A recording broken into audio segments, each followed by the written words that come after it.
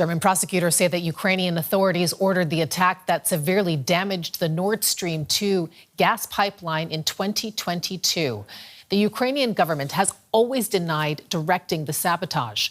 The explosions damaged the Nord Stream 1 and 2 pipelines, which were designed to carry natural gas under the Baltic Sea from Russia to Germany. The blasts near the island of Bornholm in northeast Germany caused huge amounts of gas to leak into the Baltic Sea. German prosecutors have filed charges against a Ukrainian national over the blasts. The suspect has denied wrongdoing. And let's bring in DW Eastern Europe analyst Roman Goncharenko. So, Roman, this is a big accusation. German federal prosecutors charging a former Ukrainian army officer not only with the war crime over the Nord Stream 2 2022 gas pipeline blast, but also saying that he acted on behalf of the Ukrainian state. How are Ukraine's top politicians responding to this? Well, so far we have seen a little response. There was a question to the Ukrainian President Zelenskyy, who was in Ireland just the day before, and he said he needs to look at the details. So he basically refused to comment. Previously, he said that the Ukrainian state had nothing to do with it. The thing is, this day, the Ukrainian capital, Kyiv, has seen one of the most severe Russian attacks on the city, with more than 20 people killed, a lot of civilian buildings destroyed. So Ukrainians are busy taking care of the wounded and the dead, and it's a day of mourning and next day in Kyiv. So this is not the big news for Ukrainian people. You know, Germany, for its part, is one of Ukraine's biggest supporters. What do you think that this case is likely to mean for the relationship between Germany and Ukraine?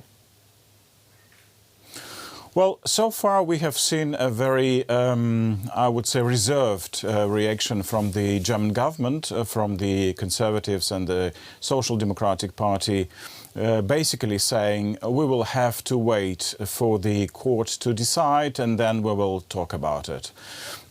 Informally, what we hear from the government circles is that the German government is not connecting this case to the military help that Germany is giving to Ukraine. So they see it as two separate issues. One is the investigation and the other is help for Ukraine, and this help will continue. But still, it is important to understand that there are political parties in Germany, for example, the far-right Alternative für Deutschland, Alternative for Germany, the major opposition party here in Berlin. And they have been very vocal about this issue for months, at least after the now indicted Ukrainian citizen was arrested in Italy last year. So they also tried to push forward an investigation in the German parliament, in Bundestag, but they failed. So they basically accusing the German government of not willing to investigate this case.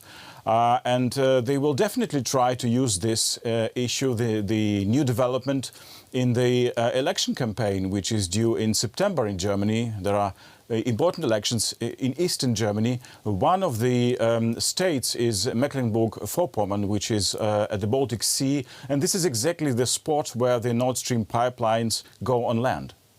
And beyond the AfD and how it's using, this situation for political gain, do you see this case more broadly influencing Germany's internal debate about security, energy policy, and its broader role in Europe's response to the war? It remains to be seen. I think there will be a bright debate, a wide debate in Germany about this case, and it's a very difficult case for Germany. We haven't seen anything like this for decades, if at all, in recent German history.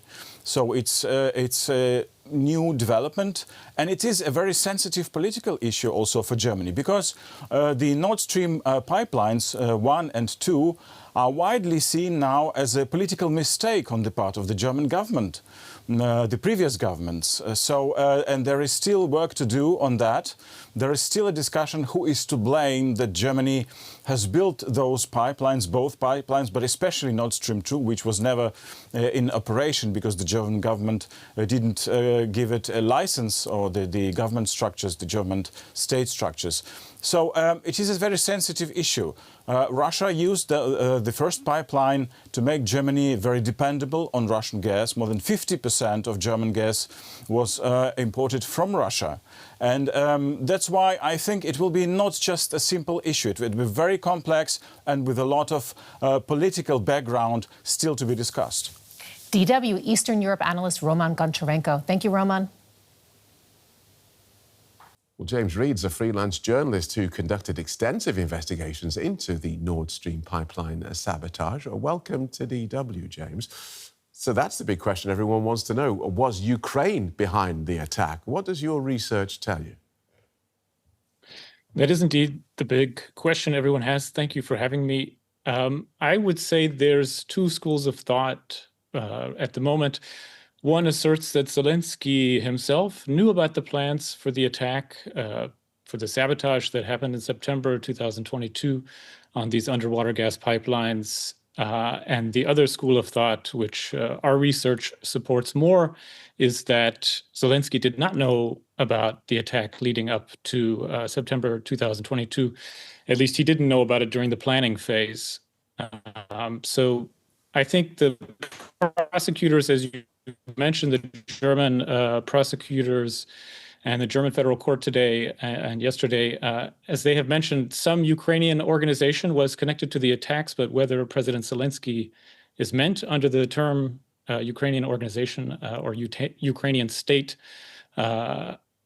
organization, that's a bit unclear right now. Okay, because at the time, everyone everyone was looking at this and thinking, well, who would benefit from such an attack? What's the Ukrainian benefit from attacking this pipeline that supplied Russian gas to Germany, its biggest backer?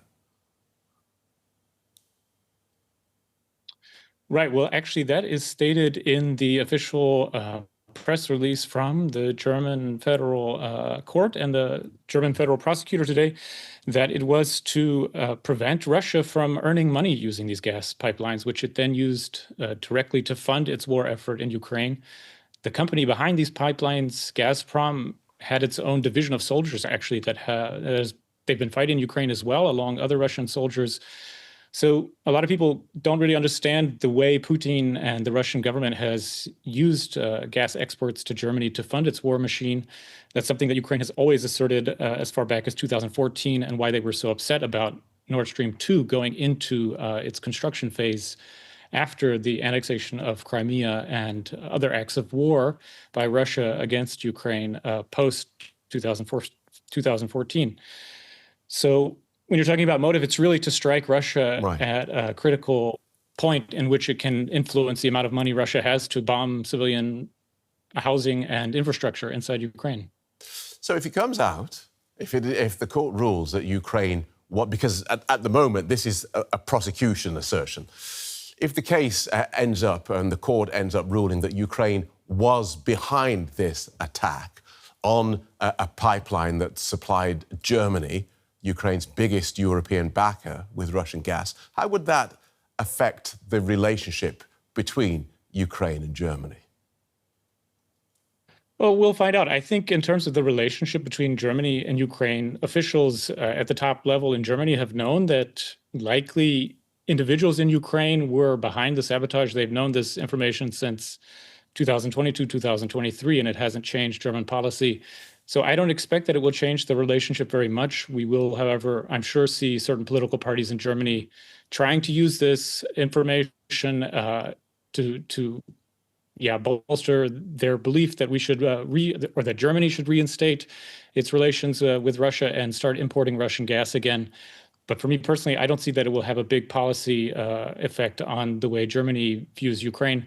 And I think, again, it will have to be made clear by the German prosecutors. What do they mean when they say that some part of the Ukrainian state was behind the attack? Do they mean Zelenskyy? Do they mean General Zaluzhny, who was the head of the army in 2022. We still don't know exactly what they mean specifically. There's a lot up in the air right now. OK, and it's interesting reading your Substack. You mentioned a rivalry between a group of Ukrainian spies and President Zelensky's office. Tell us more about that.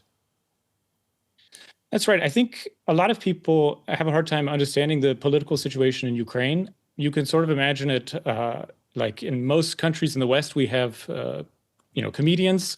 In the United States, there's Stephen Colbert and Jon Stewart. Here in Germany, there's Jan Böhmermann, and they're active as political satirists. But if you would imagine one of them being elected as the leader of their respective country, you could sort of understand what Ukraine went through in 2019 when Volodymyr Zelenskyy became president. And there were a lot of people inside the state apparatus and also inside the intelligence services who were not very happy with Zelenskyy becoming president and did not trust him because they saw him as an outsider. When we spoke to people who were involved in the sabotage, they called Zelenskyy a clown, and it really showed their lack of respect for him. And some of the names of people like there's Roman Chervinsky, his name has been connected to the sabotage by multiple media outlets, including Der Spiegel and others. He's very publicly expressed before the attacks in 2022 and afterwards his disapproval of Zelenskyy and his distrust of Zelenskyy, even going so far as to call certain people in Zelensky's inner circle Russian agents. If you go along with what the German prosecutors believe and what our research supports, that Roman Chervinsky was involved in the sabotage, it seems very unlikely to me and to my team that Chervinsky would have wanted to involve Zelenskyy at all in the sabotage, given that they were bitter rivals and bitter enemies. OK, that's a fascinating story. We'll see how much of it comes out in court. Thanks for guiding us through that. Freelance journalist James Reed. Thank you very much. Thanks.